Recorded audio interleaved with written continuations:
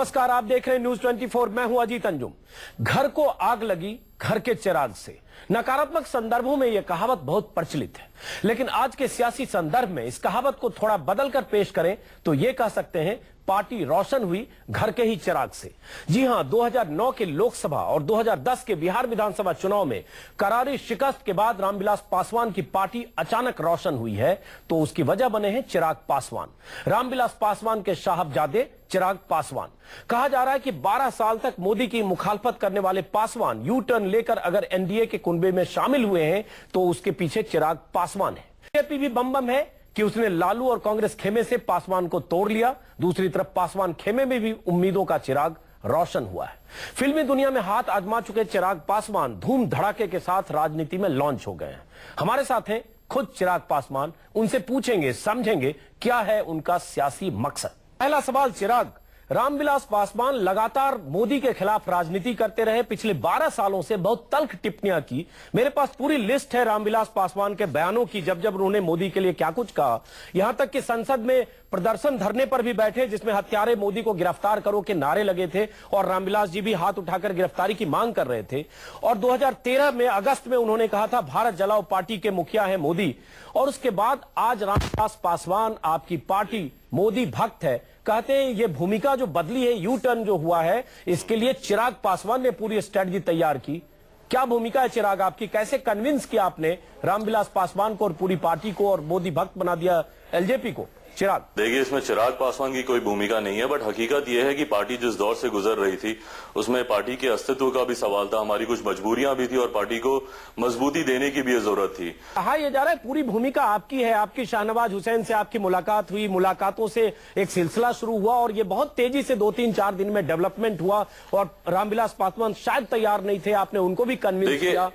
देखिए, चिराग पासवान की भूमिका पूरे प्रकरण में बस सिर्फ और सिर्फ इतनी है क्योंकि वो एक पार्लियामेंट्री बोर्ड के चेयरमैन हैं। सिर्फ इसी नाते मेरी भूमिका थी और हमारे जितने भी मेंबर्स हैं पार्लियामेंट्री बोर्ड के, वो एक सुर से सहमत थे कि हमें एक वैकल्पिक गठबंधन की ओर जाना चाहिए और सबकी सहमति थी कि हमें भाजपा के साथ जाना चाहिए। हमारा जो गठबंधन है वो इशू बेस्ड है, ये मुद्दों के आधार पे हमारा गठबंधन हुआ है। हमने कहीं पे भी अपने सिद्धांतों के साथ समझौता नहीं किया। चिराग पासवान, इशू बेस्ड गठबंधन उस पार्टी से है और ठीक चुनाव के पहले मैं एक बयान सुनाता हूं, आपके पिताजी रामविलास पासवान का बयान है जिसमें उन्होंने कहा भाजपा भारत जलाओ पार्टी है, भाजपा केवल एक चैनल है, ट्रांसमीटर तो दरअसल आरएसएस है। और उसके बाद आप कहते हैं सिद्धांतों पर कुछ मुद्दों पर इशू बेस्ड गठबंधन है उसी पार्टी से 6 महीने के भीतर। देखिए, जैसा मैंने कहा कि हम लोग अपने सिद्धांत को लेकर हमारे राष्ट्रीय अध्यक्ष बहुत क्लियर है, वो किसी भी परिस्थिति में वो उसके साथ समझौता नहीं करेंगे। 2002 में भी जब हम लोग रहे वहां पे और उस वक्त जिस वक्त हमारे राष्ट्रीय अध्यक्ष को लगा कि कहीं ना कहीं माइनॉरिटीज के साथ, हमारे मुसलमान भाइयों के साथ अहित हो रहा है, उनके साथ नाइंसाफी हो रही है, तो उन्होंने तुरंत उसी पार्टी के साथ गठबंधन। हालात बहुत ज्यादा नहीं बदले। मोदी को लेकर राय पासवान की 3-4 महीने पहले तक रामविलास पासवान की राय जग जाहिर है। तो कहीं न कहीं चुनाव में आपको कांग्रेस या तो जितनी सीट चाहिए नहीं मिल रही थी, गठबंधन में कोई रास्ता नहीं बन पा रहा था, इसलिए आप बीजेपी के साथ आए। तो इसमें कोई इशू मुद्दा नहीं है। देखिए, हमारे राष्ट्रीय अध्यक्ष ने शुरू से इस बात को क्लियर किया है कि उनके सामने नेशनल हित सबसे ऊपर है, उसके बाद पार्टी का हित है और उसके बाद उनका व्यक्तिगत हित है। नेशनल हित, इसका मतलब चिराग पासवान की नेशनल हित आज आपको मोदी में लग रहा है। इस तरह से राजद की तरफ से लगातार बयानबाजी आ रही थी, उनके जिस तरह से तमाम वरिष्ठ नेता बार बार ये बयान दे रहे थे कि हम लोग 40 सीटों पे चुनाव लड़ेंगे और बहुत हुआ तो लोजपा को 2 या 3 सीटें दी जाएंगी।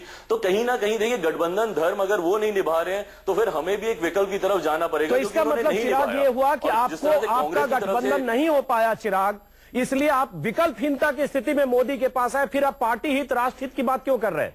फिर यह हिपोक्रेसी है। देखिए, मैं पार्टी हित की बात इसलिए कर रहा हूं क्योंकि ये तमाम फैसला हमारे पार्टी के तमाम वरिष्ठ नेताओं ने मिलकर लिया। ये उनका सुझाव था और मुझे खुशी है इस बात की कि हमारे राष्ट्रीय अध्यक्ष ने अपने व्यक्तिगत हित को एक तरफ रखते हुए उन्होंने जो भी निर्णय लिया पार्टी हित में लिया। चिराग, लोग कह रहे हैं कि पासवान जी ने ये फैसला लिया क्योंकि लगा कि अभी मोदी का माहौल है, मोदी के साथ जाने से शायद फायदा भी होगा, सीटें भी आपको साथ मिल रही थी जो कांग्रेस आरजेडी के साथ नहीं मिल रही थी। चिराग, चिराग हित में फैसला लिया जाता था, तो अब ये बात जग जाहिर है कि चिराग पासवान कहां से चुनाव लड़ेंगे और हमारे राष्ट्रीय अध्यक्ष कहां से चुनाव लड़ेंगे, ये बात जग जाहिर है।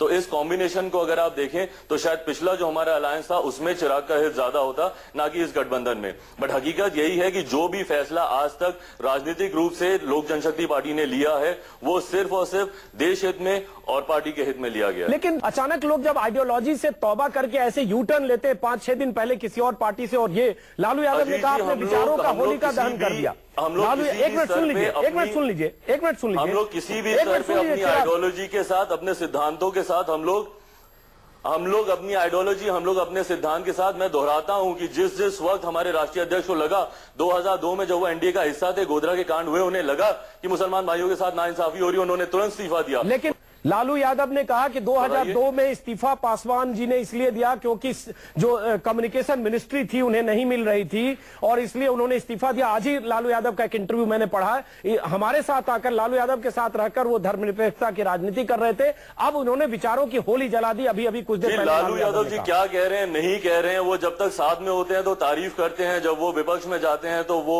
उनकी खैर आदत रही है, वो उनकी खूबी रही है। बट हमारे राष्ट्रीय अध्यक्ष इसी के साथ भी होते हैं, तब भी वो उनके साथ होते हैं, जब वो विपक्ष में भी जाते हैं तो कोई ऐसा बयान नहीं देते कि व्यक्तिगत रूप से वो प्रहार करें। बट क्या लालू जी ने जो कहा वो कहा, बट हकीकत यह है कि अगर आपको हमारे राष्ट्रीय अध्यक्ष पे सेक्युलरिज्म को लेकर जब बात आती है तो कोई दुनिया का व्यक्ति, कोई देश का ऐसा व्यक्ति नहीं है जो कि सेक्युलरिज्म को इनके साथ, रामविलास पासवान जी के साथ जुड़े हुए नाम पे कोई सेक्युलरिज्म को लेकर कोई प्रशंसा। अच्छा, कोई ऐसा राजनीतिक बताइए और फिलॉसफी बताइए जिसमें मोदी को, बीजेपी के लोगों को छोड़कर, आरएसएस के लोगों को छोड़कर कहा जाए कि मोदी सेक्युलर है। देखिए, हाल फिलहाल के दिनों में जिस तरह से, अजीत जी, हाल फिलहाल के दिनों में आप देख लीजिए जिस तरह से मोदी जी के बयान आ रहे हैं, जिस तरह से उनके भाषण हो रहे हैं, उसमें कहीं से सांप्रदायिकता की झलक नहीं दिखती। बहुत क्लियर है वो अपनी बातों को लेकर। और इससे बड़ा सेक्युलरिज्म का स्टेटमेंट क्या होगा जो अभी राजनाथ सिंह जी ने 2-3 दिन पहले दिया है, जिसमें उन्होंने बोला है कि मैं शीश झुकाकर माफी मांगता हूं कि अगर हमसे कोई गलती हुई हो मुसलमान भाइयों को लेकर। मोदी ने ऐसा नहीं कहा, उन्होंने कहा माफी मांगूंगा। मोदी ने ऐसा नहीं किया, उसको बीजेपी ने करेक्ट भी किया। अगले दिन प्रकाश जावड़ेकर का भी बयान आया, तो मोदी ने अब तक ऐसा नहीं कहा। चिराग, अजीत जी, हकीकत यह है कि 2002 से लेके अभी तक much water has phloem under the bridge. और अगर हम लोग देश हित की बात करते हैं, अगर हमें देश की सही मायनों में प्रगति की बात करनी है तो हम मोदी लोग के साथ जाना चाहिए, घेरा में बांध के नहीं रख सकते। We have to move on. अच्छा, और उसका मतलब यह हुआ कि मोदी के साथ, मोदी के काफिले में, मोदी के कुनबे में शामिल हो जाएं। देखिए, अगर मोदी जी अगर आज की तारीख में अगर डेवलपमेंट की बातें करते हैं, अगर उनकी सोच है देश की प्रगति, यही सोच भारत के हर युवा की है और एक युवा होने के नाते मैं भी उनकी सोच के साथ सहमत हूं। चलिए, एक सवाल फिर पूछता हूं चिराग। मैं आपके पापा रामविलास पासवान का अगस्त 2013 का झुंझुनू में दिया गया बयान, जिसमें उन्होंने बीजेपी को भारत जलाओ पार्टी कहा और कहा भाजपा एक चैनल है, ट्रांसमीटर आरएसएस है। जरा इसको समझना चाहेंगे, 6 महीने में ऐसा क्या हुआ कि बीजेपी को लेकर आपका नजरिया बदल गया?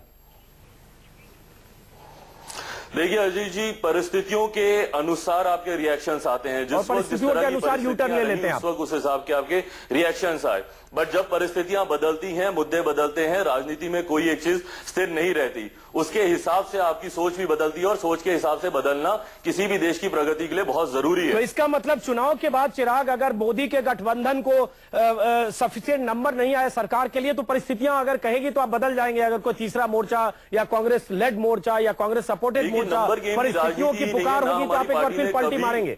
ना हमने कभी सत्ता की राजनीति की है। हमारा राजनीतिक लक्ष्य बहुत क्लियर है कि हमारी मुद्दों की राजनीति है। हमारे बीजेपी के नेताओं से, तमाम वरिष्ठ नेताओं से लगातार राउंड्स ऑफ डिस्कशन हुए जिसमें हमने अपने मुद्दे बहुत क्लियरली रखे हैं, भले वो दलित एंड माइनॉरिटीज के हित को लेके हो, भले वो बिहार को विशेष राज्य का दर्जा दिलाने के नाते हो। चिराग, अगर मुद्दों के आधार पर गठबंधन है, पूरा देश आपको सुन रहा है, मुद्दों के आधार पर गठबंधन है, 5-7 दिन पहले तक कांग्रेस से कोशिशें चल रही थी, राहुल गांधी आपसे मिले नहीं आप लोगों से, सोनिया गांधी से 2 मुलाकातें हुई, सीपी जोशी के जरिए बातें हुई, जब आपका डेडलॉक हुआ तब आप इधर आए। तो इसलिए मुद्दा पहले उधर था और मुद्दा ऐसे कैसे शिफ्ट हो गया? चिराग, इस बात से मैं शाई अवे नहीं करूंगा, आई बी वेरी ऑनेस्ट, कि हमारे राष्ट्रीय अध्यक्ष चाहते थे और उन्होंने अंतिम दौर तक उन्होंने कोशिश की कि किसी तरह से हमारा राजद, लोजपा और कांग्रेस का गठबंधन हो जाए। और आपने अंतिम दौर तक कोशिश की कि किसी तरह से बीजेपी से हो जाए। इतना मजबूर कर दिया गया, जब अजीत जी मुझे कंप्लीट करने दीजिए। जब हमें इतना मजबूर कर दिया गया कि जब लोजपा को आपने पूरी तरह से कॉर्नर कर दिया गया, जब हमारे पास कोई ऐसा विकल्प ही नहीं बचा। देखिए, जब तक आपकी पार्टी का अस्तित्व ही नहीं रहेगा, जब तक आपकी पार्टी की मजबूती ही नहीं रहेगी, जब तक आप संसद में नहीं होंगे, तो किस तरीके से आप दलित और अल्पसंख्यकों की आप बात करेंगे? बहुत जब तक आपके पास ताकत नहीं है, वो किस तरह से आपको अपना नेता मानेंगे? जब आप उनकी बात ही नहीं उठा पाएंगे तो किस तरीके से आप उनके संघर्ष की लड़ाई लड़ेंगे? चिराग, आपने कहा कि जब तक आपका अस्तित्व नहीं होगा, जब तक आप संसद में नहीं होंगे, तब तक कैसे दलितों की बात करेंगे, मुद्दों की बात करेंगे? इसका मतलब पार्टी के अस्तित्व के लिए और संसद में पहुंचने के लिए आपने बीजेपी का दामन थामा। आप ही की बात से मैं कह रहा हूं। और हमने अपने सिद्धांतों के साथ समझौता नहीं किया, हमने अपनी आइडियोलॉजी के साथ समझौता नहीं किया। हमारी पार्टी का कॉन्स्टिट्यूशन अलग है, हमारी पार्टी का मैनिफेस्टो अलग है, हमारी पार्टी की आइडियोलॉजी अलग है, उसके साथ हमने कोई समझौता तो चिराग, ये कैसे हो सकता है कि 5 दिन पहले तक, 8 दिन पहले तक आपकी आइडियोलॉजी मैच कर रही थी, आपकी आइडियोलॉजी आरजेडी और कांग्रेस के साथ, 5 दिन के बाद आपकी आइडियोलॉजी मैच करती है बीजेपी के साथ? दोनों दो ध्रुव पर है। पार्टी को मजबूती देने के लिए भी जरूरी है।